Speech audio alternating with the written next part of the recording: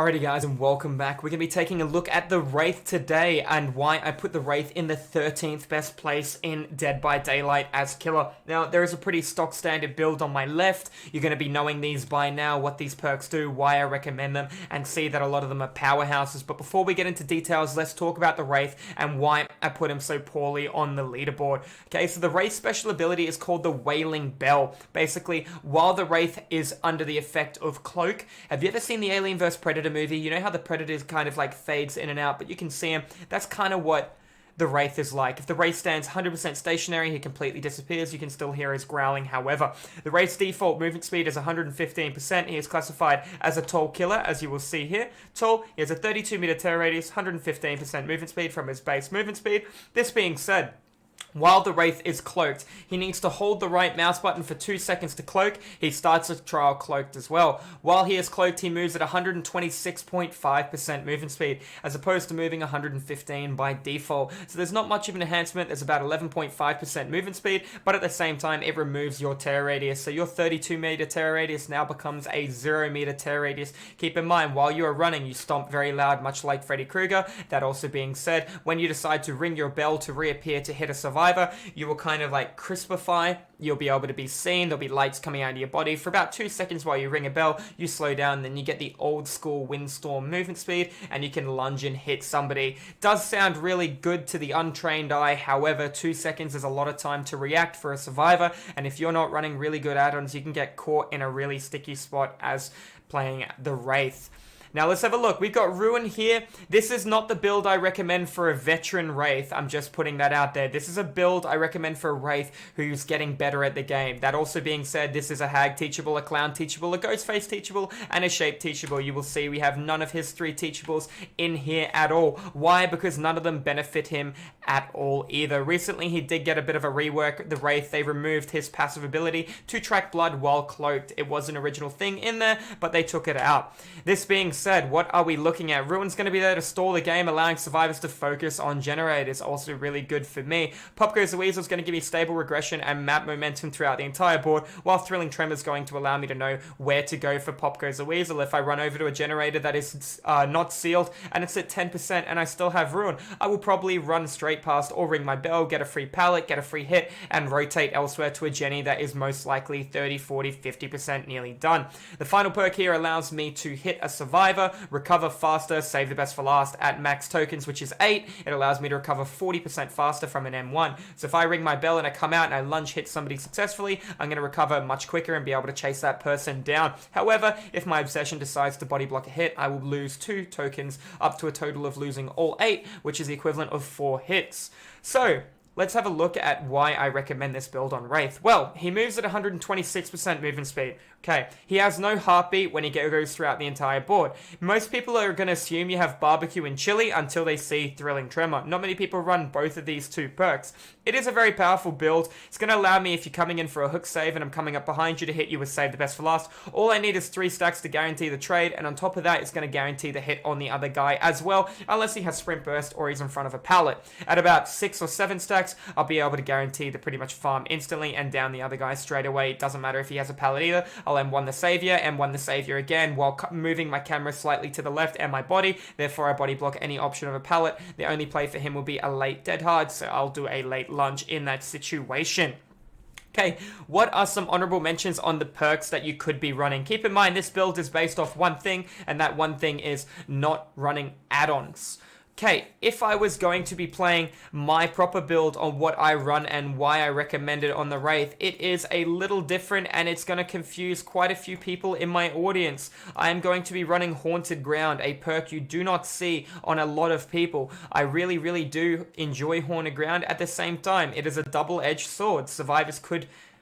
Where the hell is Haunted Ground? Survivors could use or break Haunted Ground and give you the ability to instantly down multiple targets in chase, or survivors could just leave it up the entire game. It is in the top left hand corner right in front of my face the entire time. My final perk here, do keep in mind this killer has no heartbeat while cloaked. Now I'm going to be running Haunted Ground. If they destroy it and somebody's on Discordance, all I have to do is ring my bell, hide, go over, run in between the pallet direction, twist my light, my camera, ring my bell, dung dung, flick around the corner, and I'm going to almost guarantee a down down. How am I going to guarantee a down? Well, there are 2 players at least. There could be 3, there could be 4. Technically, there'll be 3 because somebody just broke Haunted Ground. That being said, one person can vault a window at a time. Then the other guy has to run around to the right. One could go for the left. One could try and make a different play. I go for whoever didn't go for the window to go for the instant down based off Haunted Ground. I did originally replace Thrilling Tremors with Enduring, just so I could bully down pallets much quicker. However, Enduring got a little bit of a soft nerf, and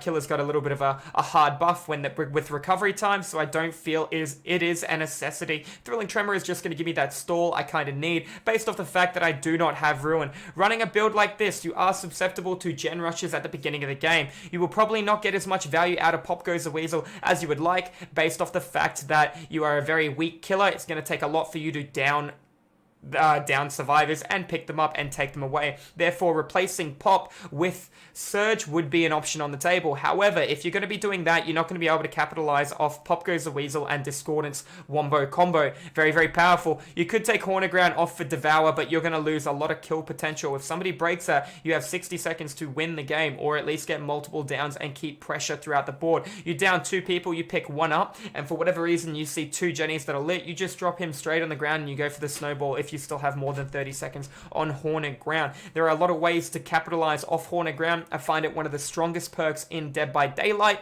Under the right circumstances, of course, it allows you to just turn the game in your favor with the click of your hands. Much like a Michael Myers using tier 3, you can turn the game in your favor with the click of your hands or fingers. Also, some honorable mentions to look at. I would not recommend Corrupt Intervention. You can go Sloppy Butcher. Now, there is an add-on that gives you the effect of Sloppy Butcher. It is this one right... Hello? Here.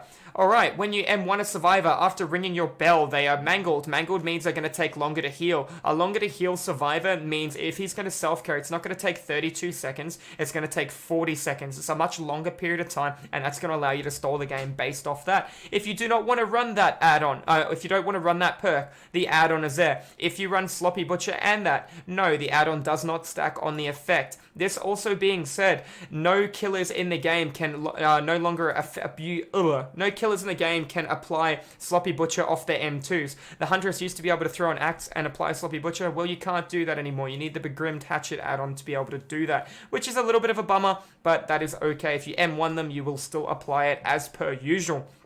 There are a few options here that you can run. Like I was saying, save the best for last, a good one. Some honorable mentions as well. You have Nurse's Calling. Nurse's Calling stacks really well with Make Your Choice. Make Your Choice allows you to down a survivor that is, the savior, under the hook. So basically, if somebody gets saved and your bell is rung and cloaked, you can come back to the hook. If you have Nurse's Calling, you can see them healing. If you don't have Nurse's Calling, you can't. You could just go Make Your Choice and hit the person who's saved if they're healing nearby the hook, or they could just run away. Good survivors generally will be running DS, as much as I hate to say that, and they're not going to want to be healed. If they see you run over, they're going to jump in a locker and force their free DS on you. There's a few ways, and you can't outweigh that because they could be running something along the lines as Nancy's healing perk. So, it's a little bit of a sticky situation. I personally don't run Make Your Choice and Nurses for these reasons. If I knew what map I was going to, and I was going to something like The Game, or I was going to something like Hawkins, if I was going to something small and confined, Liar's Institute, yes, Nurse's Calling would be a smashing idea, but knowing that the Wraith only moves at 126% movement speed, you could run Infectious Fright alongside save the best for last, but now you're capitalizing off slugging, and you don't want to look for that. That needs to be a last resort. All right, Jeff's on the hook, David's on the ground, I'm in chase with Megan, there's 2 Jennies left, therefore Nia cannot win the game. An example. I mean, sometimes slugs happen, don't get me wrong, if somebody's silly enough to run out in front of you, but that being said, that was just an example of when's the right time to slug.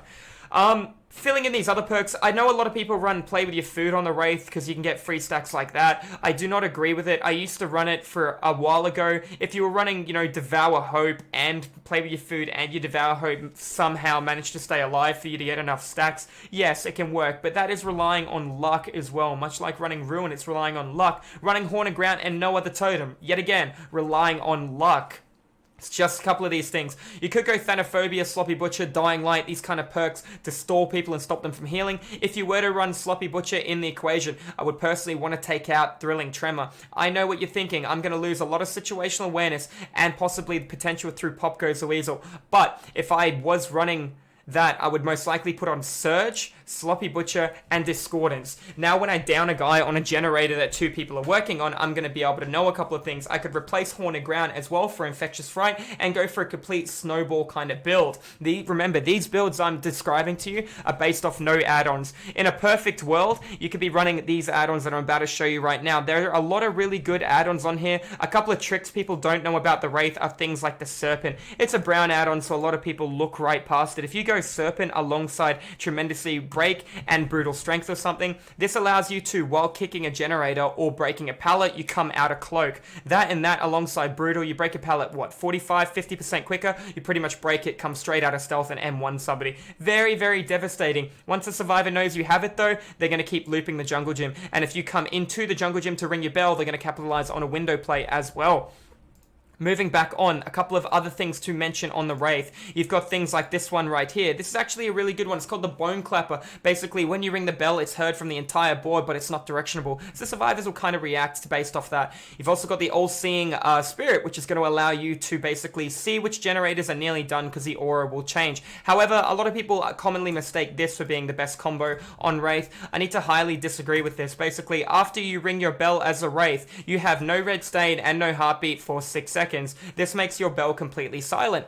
It allows you to come around corners and ambush. Alright, yes, I can see this being a very, very deadly and powerful combo on maps that have a lot of line of sight blocking. However, based off the fact that I don't play with map offerings, if I were to play these add-ons, I'd want to play a map offering to something like the game, something confined on itself. And if I was playing a map that's confined on itself, I'd change my build. I'd most likely put on Ruin, I'd put on Surge, I wouldn't need Pop Goes the Weasel, I'd put on Thrilling Tremor, and I'd probably put on Save the Best for Last. My whole build would change based off the fact that I knew what add-ons I was running and what map offering I was playing. What I commonly think is the best add-ons in the game on the Wraith are the ones I'm about to show you. You've got things like this, which allow you to see survivors within 12 meters.